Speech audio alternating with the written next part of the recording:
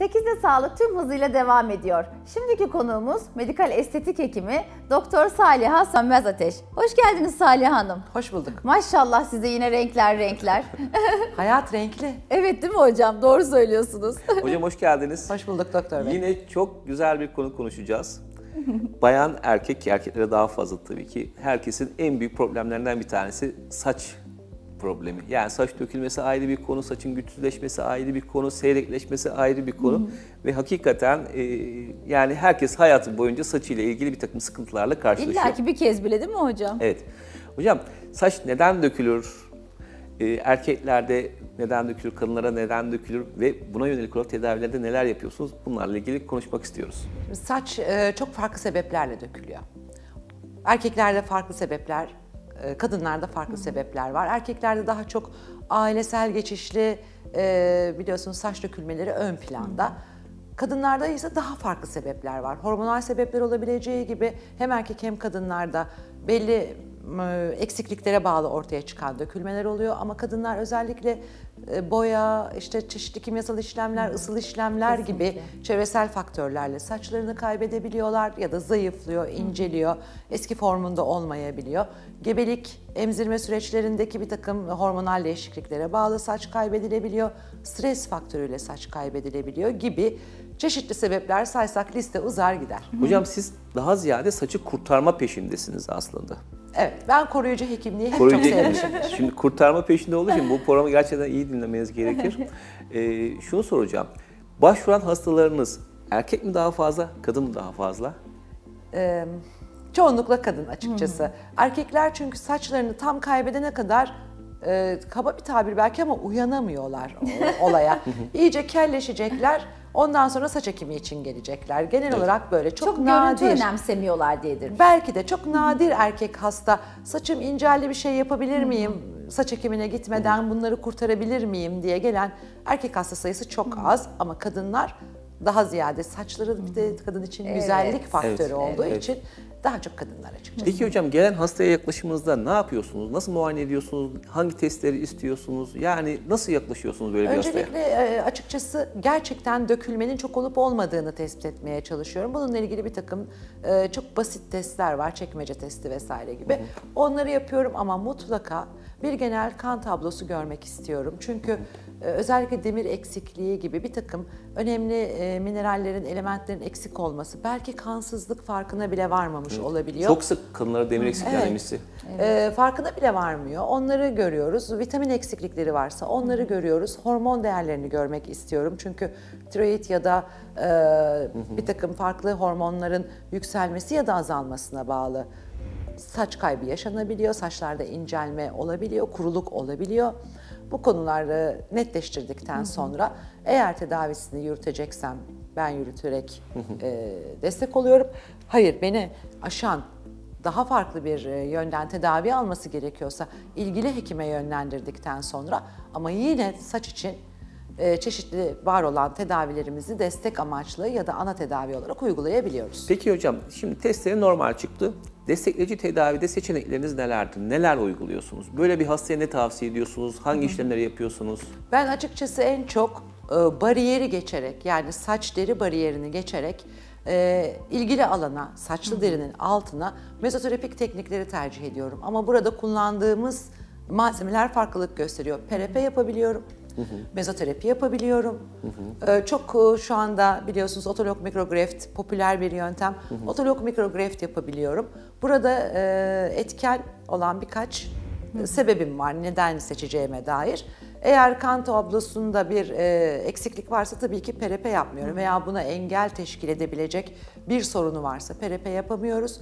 O zaman sadece mezoterapi yapıyoruz. Saç mezoterapisiyle. Peki saç mezoterapisi uyguladığınızda saçlardaki o dökülme duruyor mu? Önce dökülme duruyor, yavaşlıyor, sonra duruyor ve saçın aslında daha sağlıklı, daha gür, daha parlak görünmesi, daha nemli görünmesi bir sonraki aşama. Hocam mezoterapi saç çıkarır mı? Yeni saç çıkarır mı? Bazen çıkarır. Neden? Çünkü foliküller var saçlı derinin altında. Saç yapabilecek güçte olmayan ama canlılığını kaybetmemiş foliküller var. Halk dilinde aslında uyuyor diyoruz hocam bunlara. Uyuyan saç foliküllerimiz var. Onlar bu beslenme, çünkü biz orada besliyoruz, uyarıyoruz, kan dolaşımını hızlandırıyoruz. Dolayısıyla bu faktörler aracılığıyla onlar saç üretebiliyorlar. Ama hiç saçı yok, tamamen kellik yerleşmiş. Hocam mezoterapi yapalım, PRP yapalım, otolog mikrogreft yapalım, saçım çıksın. Hayır, maalesef öyle bir şey mümkün değil. Geçmiş olsun, geç kaldı diyoruz Orada hocam. farklı, eğer yine uygunsa, yani öyle bir şey ki bazen saç ekimine bile uygun olmayabiliyor. Tabii. O kadar ciddi bir Tabii. saç kaybı Tabii. artık oturmuş ki o hastaya saç ekimi yapmak da doğru değil. Ya da yapmanız mümkün değil. Hocam peki yine kritik bir soru. Saç mezoterapisi dökülmeyi durduruyor. Saçı güçlendirir mi? Yani telleri kalınlaştırır mı? Evet, asıl bence aslında etkisi yeni saç çıkarma, evet mümkün. Evet. Fakat bir yere kadar, gücü bir yere kadar var olması lazım. O uyuyan foliküllerin canlılığını yitirmeden deri altında var olması lazım ki yeni saç çıksın. Ama bence esas etkisi dökülmeyi durdurduktan sonra saçın beslenmesini, kanla dolaşımını hızlandırarak uçlara kadar beslenmesini sağladığı için canlılığını arttırması, bu sayede de daha gür, daha kalın telli gibi görünmesini sağlaması. Belki tel olarak, adet olarak çok fazla bir artış yakalayamıyoruz. Ama var olan saçın yapısının düzelmesi, telinin kalınlaşması, daha nemli, yağlı değil. Çünkü yağ salgısını da düzene koyuyoruz orada mezoterapi ya da PRP yaparak. Yağlı değil ama nemli bir saç teli oluşturması saçın parlak, kalın telli görünmesini ve gür görünmesini sağlıyor. Hocam saç botoksu diye bir şey var biliyorsunuz. Saç botoksu uygular mısınız saçı Bazen. dökülmesi olan kişilere? Bazen. Neden? Her hasta için uygun değildir. Bir kere bunu bütün samimiyetimle söylemem gerekiyor. Sadece bazı saç derisi, scalp dediğimiz, tamamen esnekliğini yitirmiştir. Böyle hatta Yapışık gibidir kafaya. O kafaya yapışık gibi olduğu noktada saç botoksu yapmak biraz scalp'ı rahatlattığı, o kan damarlarını ve uyarıyı sağlayan sinir uçlarını kas lifleri arasında sıkışmasını önlediği için dolaşımı arttırması açısından faydalı oluyor. Peki saç mezoterapisinden bahsetmiştik ya Salih hocam. Kaç seans yapılmalı? Bir seansta çözüm alınmıyor sanırım, değil mi? Bahsettiğinde anladım. Saç mezoterapisi ve saç perepesi yapacaksak ben bunu çoğunlukla uygun hastalarda kombine yapmayı çok seviyorum. PRP'yi bir seans, mezoterapiyi bir seans, haftada bir olarak öncelikle bir 6 seans uygulama yapıyorum. yani 6 mezoterapi, 6 Hayır, 3 PRP. mezoterapi, 3 PRP Üç şeklinde PRP. toplamda 6 seanslık bir uygulamayı haftada bir yapıyorum. Orada artık belli bir beslenme doygunluğuna eriştikten sonra süreleri açarak her seans daha uzun süreler ara vererek 10 seansa tamamlamayı seviyorum. Çünkü saç geç uzayan bir yapı. Evet. Yani iyilik halini görebilmek için hastanın biraz sabretmesi gerekir. İlk göreceği de dediğim gibi dökülmenin önce azalması, sonra durması. Bunu yaklaşık ilk 3 hafta içinde görüyoruz. Ama gerçekten saçın daha kaliteli olduğunu görmek için biraz daha beklemek gerekiyor. Evet. Ama otolog mikrogreft yapacaksak tabii ki o tek seans. Orada işte kişinin nerede yaşadığı, seanslar boyunca haftada bir kez gidip gelemeyeceği devreye giriyor. Eğer kişi gelemeyecekse o zaman otolog mikrografti tercih edebiliyorum. Peki otolog mikrograf kültürü yapıyor musunuz, yaptırtıyor musunuz? Tabii. Yani orada punchla parçayı alıyoruz ve ondan sonra o bir kültürize oluyor. Ondan sonra da enjeksiyona hazır hale geliyor. Peki hocam şunu soracağım bir de. Hastalarınıza tedavilerini yaptınız ve takip ediyorsunuz. Evde kullanmaları gereken mesela biyotin içeren şampuanlar var, minoksidil içeren şampuanlar var, bir takım ürünler var. Bunları da beraberine tavsiye ediyor musunuz? Ya da ağızdan haplar veriyor musunuz? Eğer gerçekten dedim ya tahlillerini yapıp bakıyoruz, vitamin, mineral eksiklikleri varsa bunları yerine koymak tabii ki çok kıymetli ve ağızdan alınacak tabletler önerebiliyorum. Açıkçası çok da fazla diğer türlü şampuanlar konusuna, biyotinli şampuanlara vesairelere çok fazla girmiyorum. Çünkü saçlı deriden emilebilme düzeyleri Ne kadar Çok olabilir? az. Evet. Ben de daha çok organik, içindeki kimyasalların azaltılmış olduğu, saçın veya saçlı deriye zarar vermeyecek kimyasalların olmadığı doğal şampuanları tercih ediyorum. Peki hocam, yani uzun yıllardır bu işle ilgilenen bir hekim olarak bizi izleyen izleyicilerimiz mesela sabunla yıkanın, zeytinyağlı sabunla yıkanın, Evet. defneyle yıkanın gibi önerileriniz var mı? Eskilerden Böyle kalma. küçük de olsa böyle.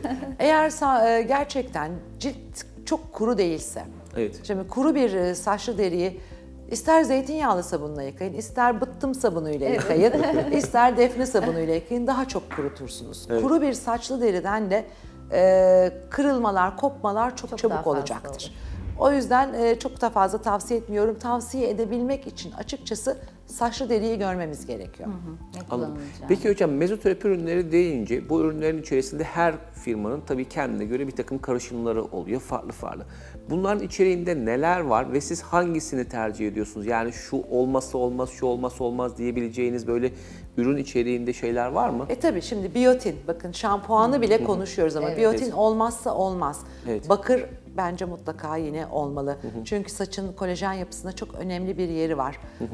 Bunun haricinde bazıları kök hücre değil elbette ama hani bitkisel kök hücreler var ya. Evet, evet. O tarz Büyüme faktörü. evet büyüme faktörleriyle desteklenmiş oluyor. Bu büyüme faktörlerinin olmasını seviyorum.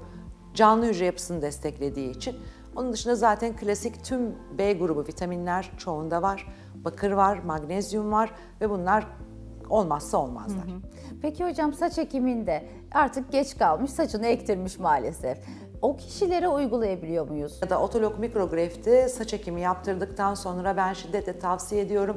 Çünkü yine kendi dokusundan elde edilen büyüme faktörü gibi etkili hücreler o bölgeye veriliyor.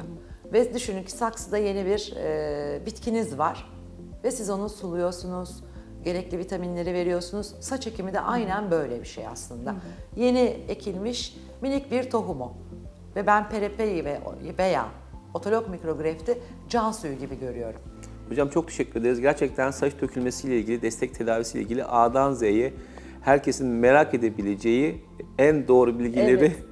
direkt olarak bunca yılın tecrübesine dayanarak size sormuş olduk. Çok teşekkürler. Ben Çok teşekkür teşekkürler ederim. hocam. Çok sağ olun. Evet efendim, medikal estetik hekimi Doktor Saliha Sönmez Ateş bizlerleydi. Bize saçla ilgili, saç dökülmesiyle ilgili, saç mezoterapisiyle ilgili inanılmaz güzel böyle hap tadında bilgiler verdi. Çok teşekkür ederiz kendisine. Programımız son hızıyla devam ediyor.